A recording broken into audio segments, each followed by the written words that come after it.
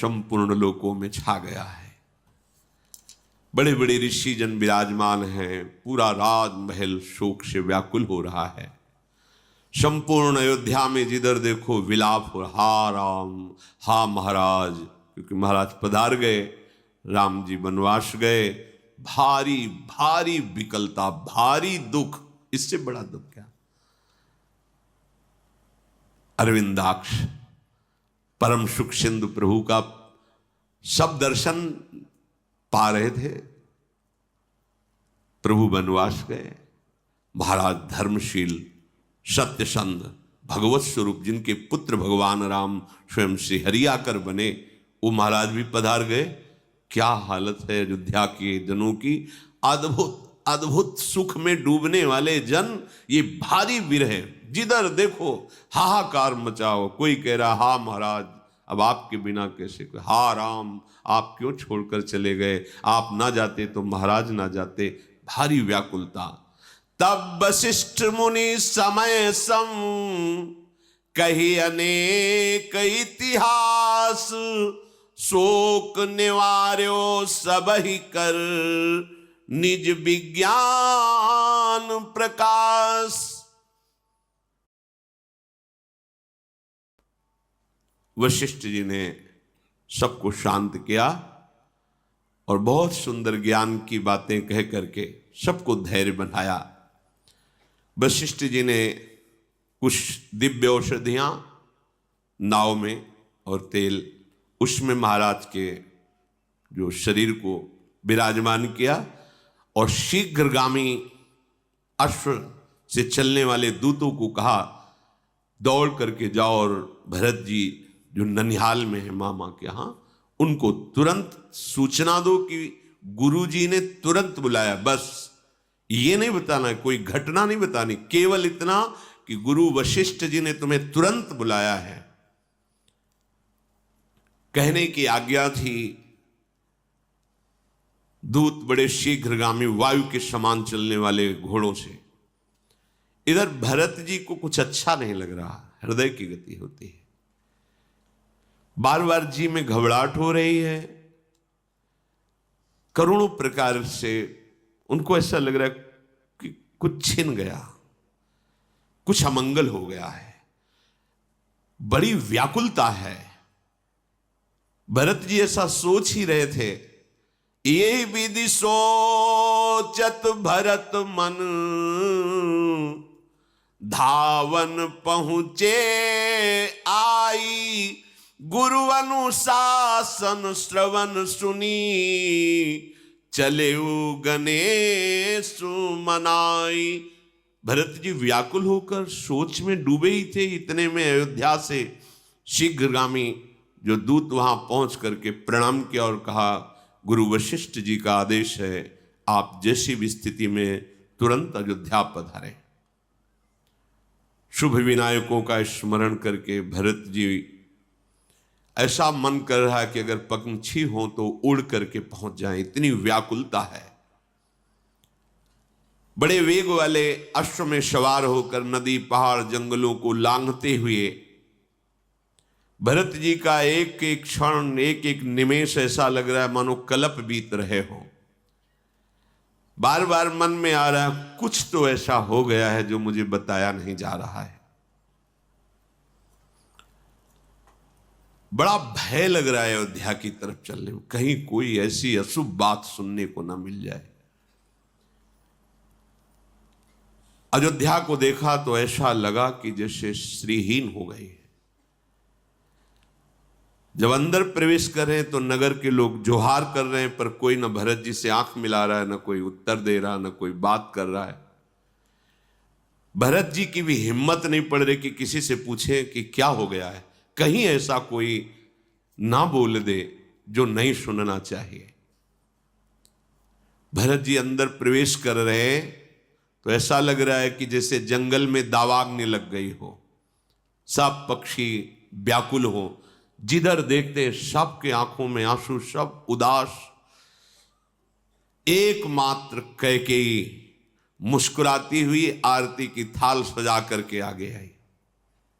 भरत जी को इसी में शंका हो गई, संपूर्ण अयोध्या अश्रु से युक्त और उदासीन, और माता मुस्कुरा रही, आरती लेके आ रही। भरत जी को ऐसा लगा कि मानो मेरा सर्वनाश इसी आरती में छुपा हुआ है। ये मंगल आरती नहीं है, ये महान शोक की आरती, क्योंकि पूरी अयोध्या शोकित और मां हर्षित। कोई न कोई कैकेयी नजदीक आई और कहा, बेटा तुम उदास क्यों हो रहे हो? मेरे नैहर में कुछ बिगड़ तो नहीं गया है? यहां महाराज पधारे पड़े हैं। बड़ी विचित्र लीला भगवान की है। जैसे जहरीले सांप में मणि विराजमान हो तो मणि सांप के जहर का नाश करती है, मणि पर जहर का कोई प्रभाव नहीं होता।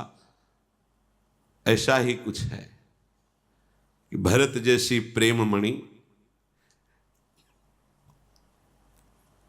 कह रही, मेरे नैहर में क्या कुछ अमंगल हो गया क्या जो तुम उदास हो? भरत जी को लगा चलो यहां तो सब कुशल है, क्योंकि अगर यहां कुशल होता तो मां पहले बताती कि उदास मत हो, ऐसा होना था हो गया। लेकिन उधर का पक्ष पूछा, मतलब इधर सब ठीक है। तो थोड़ा साहस भरत जी के हृदय में आया और कहा, उधर सब कुशल है, सब स्वस्थ हैं, सब मंगल है, पर मां क्या यहां कुछ अमंगल हो गया है क्या? महाराज श्री कहां हैं और माताएं कहां हैं? तुम अकेले महल में, और मेरे प्राणाराध्य राम लक्ष्मण सिया कहां हैं? क्योंकि मेरा आगमन सुनकर प्रभु रुक नहीं सकते थे, वो जरूर बाहर निकलते। कहां है प्रभु?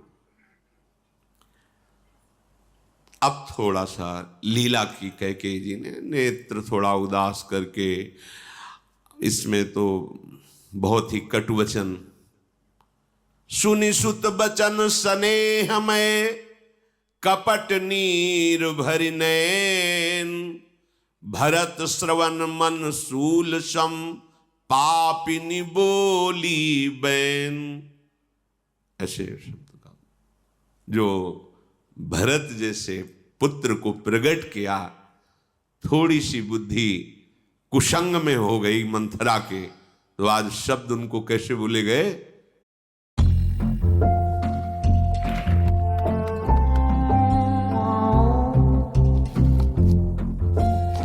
मंथरा के, तो आज शब्द उनको कैसे भूले गए?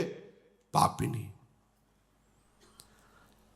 उदासी थोड़ी प्रकट करती ही कहा कि तात तुम्हें उदास नहीं होना चाहिए, मैंने सारी बात संभाल ली है।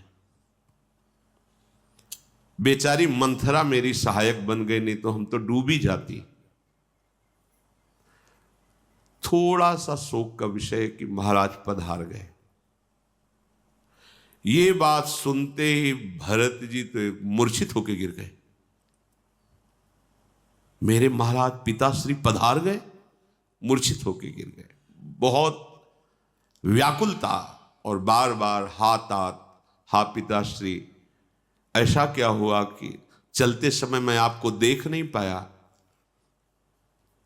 पिताश्री, क्या मेरा इतना सौभाग्य नहीं था कि आप मेरा हाथ प्रभु श्री राम के हाथ में देते और मुझे जीवन भर सेवकाई का आदेश करते, फिर पधारते? धैर्य धारण किया, संभल कर बोले, कारण तो बताइए माता, पिताजी के पधारने का कारण क्या? क्योंकि जब हम यहां से गए थे पिताजी पूर्ण स्वस्थ और प्रसन्न थे, पधारने का कारण क्या? जैसे कोई चाकू मार के फिर उसमें नमक भर दे और वो पीड़ा हो, ऐसे बचन कैकेयी जी बोली कि सुबह राम का राज्याभिषेक था, मेरे को 2 वरदान मांगने को महाराज ने कहा था, मैंने अवसर देखकर मांग लिया। एक में आपको राज तिलक और दूसरे में राम को 14 वर्ष का वनवास। जो ही ये शब्द सुना, भरत जी को महाराज का जो शोक हुआ था पधारने का, बिल्कुल दूर हो गया। महाराज ने वचन दे दिए आपको, महाराज ने वचन दे दिए, मेरे प्राणाराध्य राम को 14 वर्ष का वनवास। काफी देर अशुभ प्रवाह करते हुए मौन रहे, वाणी बोलने की हिम्मत नहीं रह गई। व्याकुल देखकर कैकेयी नजदीक आई, हृदय से लगाना चाहा, भरत जी पीछे हट गए। वो कह रही कि शोक मत करो, महाराज तो बड़े पुण्यात्मा धर्मात्मा सत्य प्रतिज्ञ थे, वो सोच योग्य नहीं। सुनो, तुम तैयारी करो राज तिलक की। जैसे पके हुए घाव पर किसी ने प्रहार कर दिया हो, भरत जी ने लंबी सांस खींची और कहा, पापिनी। भरत जी के श्रीमुख के वचन, धीरज धरी भरी ले ही उषासा, पापिनी सब ही भांति कुल नाशा। अरे पापिनी, हट जा मेरे सामने से, तूने मेरे कुल का सर्वस्व नाश कर दिया। माता ने कहा, पापिनी कह के संबोधन किया। हे विधाता, इसकी बुद्धि उस समय फेर देते जब मैं पैदा हुआ था, तभी मुझे मार देती तो मेरे राम को वनवास न होता, मेरे पिता न पधारते, क्योंकि मैं ही ऐसा हूं। मेरे लिए राज तिलक मांगा, मेरे लिए राम का वनवास हुआ, और इसका कारण मैं ही बना जिससे पिता के प्राण। क्या किया विधाता, जन्मते ही ये मुझे मार देती तो अच्छा होता। हाय, कैसा विधान मंगल, और क्या मुझे मिला। हंस वंश दशरथु जनकु राम लखन से भाई, जननी तू जननी भई, विदिशन कछु न बसाई। वंश मिला सूर्य वंश, और जनक अर्थात पिता मिले महाराज चक्रवर्ती सम्राट दशरथ, और भाई मिले राम लक्ष्मण जैसे, लेकिन मां बनी तू। विधाता, तेरे ऊपर किसी का बस नहीं।